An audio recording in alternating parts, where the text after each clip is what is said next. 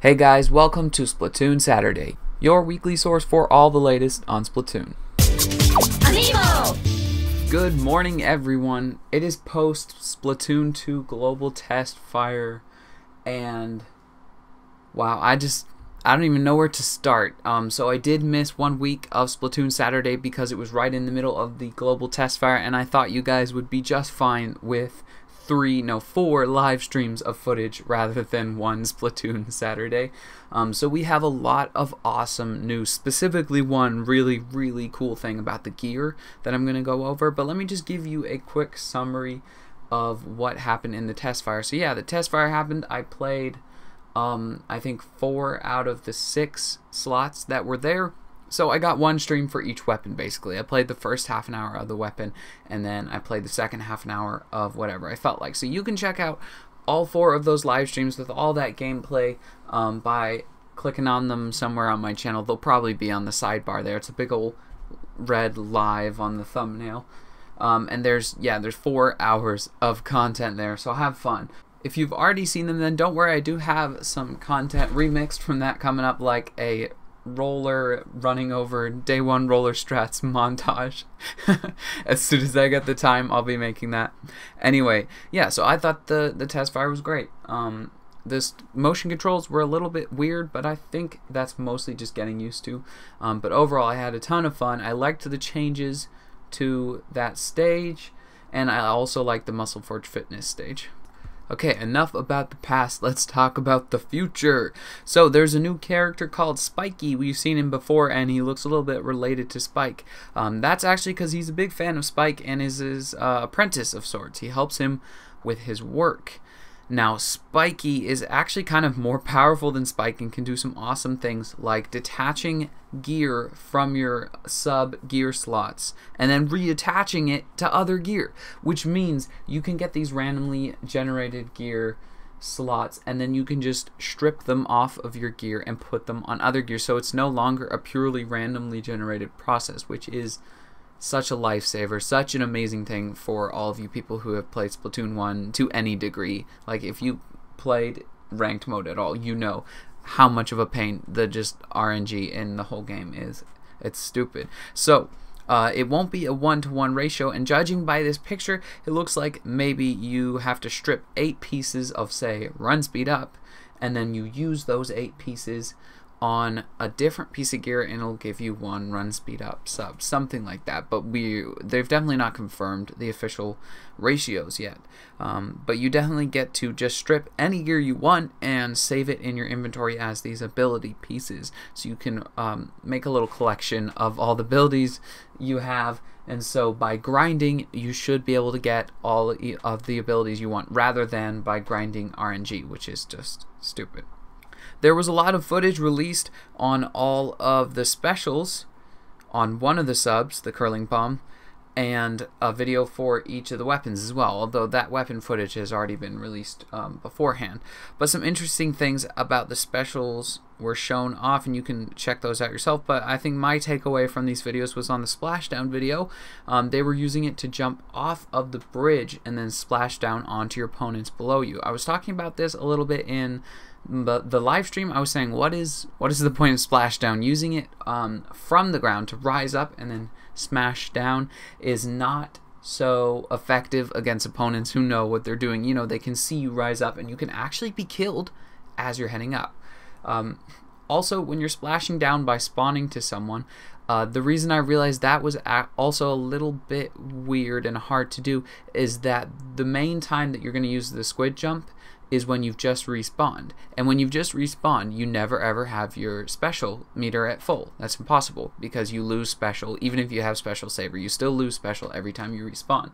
So the whole idea of respawning and then squid jumping to someone and then using splashdown just doesn't work. That's not possible. So that won't be used very often either. So what I imagined was that it'll be used in levels with, it'll be used in maps with different levels of elevation, where you can jump down from one elevation level to the other and splash down onto people when you see them below you. So the Twitter user of this week is @DoveSweetly. She drew this awesome drawing for the global test fire and sent it to me on Twitter. And yeah, it's just really cute. It's nice. And she should draw more. So why don't you go and give her a follow on her Twitter and encourage her to release some more of those drawings. If you want to be featured as the Twitter user of the week, just find @EverythingAmiibo on Twitter and show us what you got. Now, although we've seen some new additions to the Splatoon 2 customization, like hair options, potentially gloves, and definitely trouser options, although we've seen those, it's been confirmed that there are still only 3 sections of ability-giving gear. So you have your headwear, you have your shirt, and you have your shoes. And these are the 3 that are going to give you abilities, and so we just kind of have to assume that your hair and your trousers and your gloves potentially are all just cosmetic items. Maybe you even set them on your character creation, which you can go back to, of course, because they are referring to the shops as holding these 3 types of gear. So maybe these are the only things you can actually buy from the shops. I doubt it. I think there's going to be cosmetic shops, and there's going to be cosmetic / ability shops. But yeah, so all of your gear that actually does anything is going to be either a hat, shoes, or a shirt, so same as before.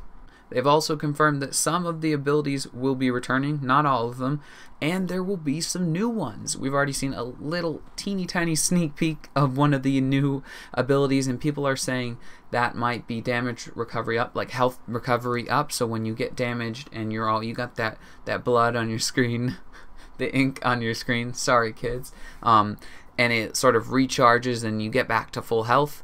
People are thinking that that's what that is, and that'll get you back to full health a lot quicker. I don't think this would be a game changer, a meta changer, anything like that. I think it would be fun to experiment with, but I doubt it will shake things up too much. But I'm imagining they're going to have a lot more abilities in this. You know, at least a couple more because of the way this is worded.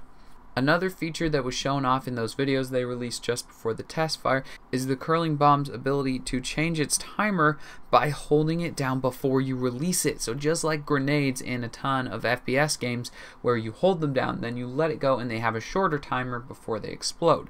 I'm sure also in this case if you hold it down too long, or at least if you hold down too long and then let go, it'll explode right in front of you.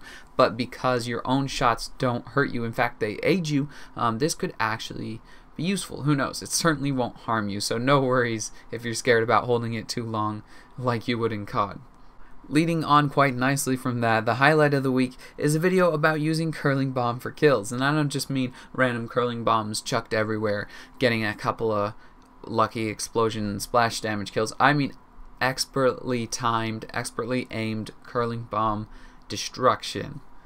Check it out. Hey there! Here's my curling bombs video. I was aiming for a thing and I was able to get that thing. Especially sitting on super jump spawns and inkjet spawns. Even actually later you'll see that there's one that I was sitting on an inkjet spawn, but then I saw a super jumper trying to come to the spawn, and so I went ahead and switched my timing a bit just because I'm pretty sure I'll see more super jumping than inkjets, but oh, here's the one. Let it go when I think they'll be there, and it turns out it works pretty well. I definitely did way better with these than the dualies themselves. So there is that. So let's talk about the results from last week's question. I asked which map you preferred, or rather which map you were looking forward to playing the most, and the biggest response was by far Muscle Forge Fitness, and I can understand that. The map looks really fun and colorful and new, and I'll be honest, when I got spawned into that, oh my goodness, I played the other one first on this test fire, and I was like, this one kind of looks like Splatoon 1, and then that one came up and I was like, bam, this is Splatoon 2, this is a sequel, this has it going on.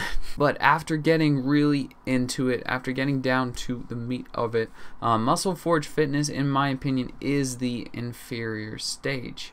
I much preferred playing around in the Reef, and I feel like Muscle Forge Fitness isn't as refined with the positioning and stuff. It feels like you can go all over the place, and regardless, you still end up stuck in the middle. Just something about the level design doesn't feel right to me, but it's still pretty fun, and I'm gonna enjoy exploring all the correct ways to go around it, rather than whatever silly stuff we were doing. Also, both of these maps will be completely transformed when Ranked Battle comes out, and we get to try them out with splash zones and towers in the middle and rainmakers everywhere. So who can really judge? Alright, this week's question: what did you think of the Splatoon 2 Global Test Fire? Okay, I had to ask this. I'm going to give you guys 5 different options ranging from very good to very bad. So make sure you click on the link in the comment below and let me know what you thought of Splatoon 2's Global Test Fire. Alright, this was a really long episode, guys. I'm sorry about that. I'm just hyped about the test fire. There was also a lot of news to go over because I missed a week for the test fire. So yeah, hopefully you enjoyed this extra long special edition of Splatoon Saturday. Thank you so much for watching, and if you did enjoy, make sure you leave a like and of course subscribe to everything Amiibo. And I will see you all next Saturday morning.